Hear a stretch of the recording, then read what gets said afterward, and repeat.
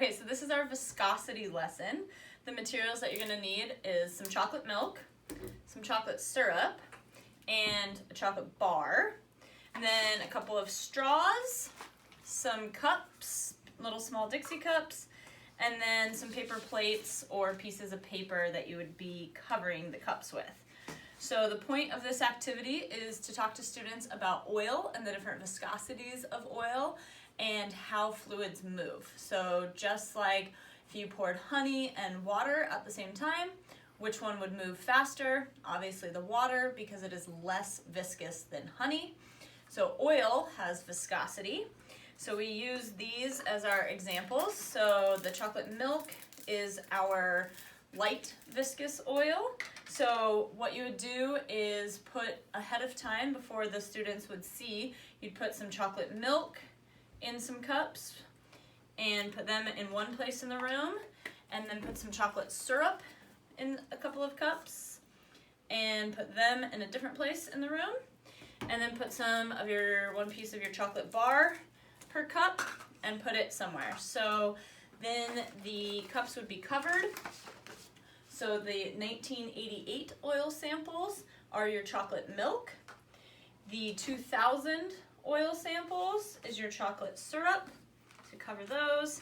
And then the 2050, the future oil, is your chocolate bar, so you would cover that. And then you'd have the students each take a straw and move to the place in the room where they think the oil is the least viscous. So do they think back in the 1980s when we were at peak oil production, is that the least viscous? Or in the mid-2000s, kind of where we are now, is that the least viscous? Or in the future, would that be the least viscous? So they would each move to their station and stand where they thought they might be. So some students would come to, say, the 1980s. Other students might go to the mid-2000s. And some students would come to the future. So what we would have them do is, once they get to their station, they would remove the plate and not say anything about what's in their cup. And then, so we'd say, okay, get to your station, remove the plate, don't say anything about what's in your cup. You're going to drink or suck your oil sample out. As soon as you're done, you're going to yell, done. The first group to yell done was correct, because if it's the least viscous, it's going to come out of the cup the easiest. So we count to 3, 1, 2, 3. Done. Okay, 1988, got done the fastest. My chocolate bar from Future Oil, obviously the most viscous and not easy to get out of the cup. They can then eat the chocolate bar. But then we can come back to the idea that oil lives in tiny little pores in the rock. So when we first drill into an oil reservoir, the easy or less viscous oil is going to be what moves the fastest. So as we are initially drilling out of a field like Prudhoe Bay, that less viscous oil, the light oil, was the first to move to the rig. It was easy to get out of the ground.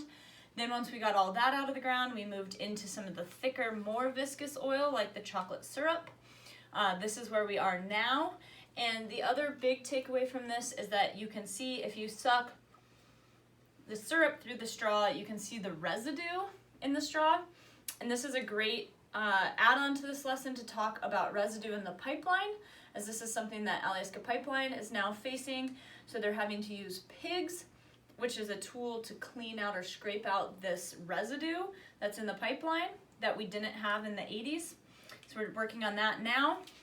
And then for future generations, this future oil, we know there's a lot of this heavy viscous oil up on the North Slope or here in Alaska, and future generations of engineers are going to have to figure out how to get that out of the ground.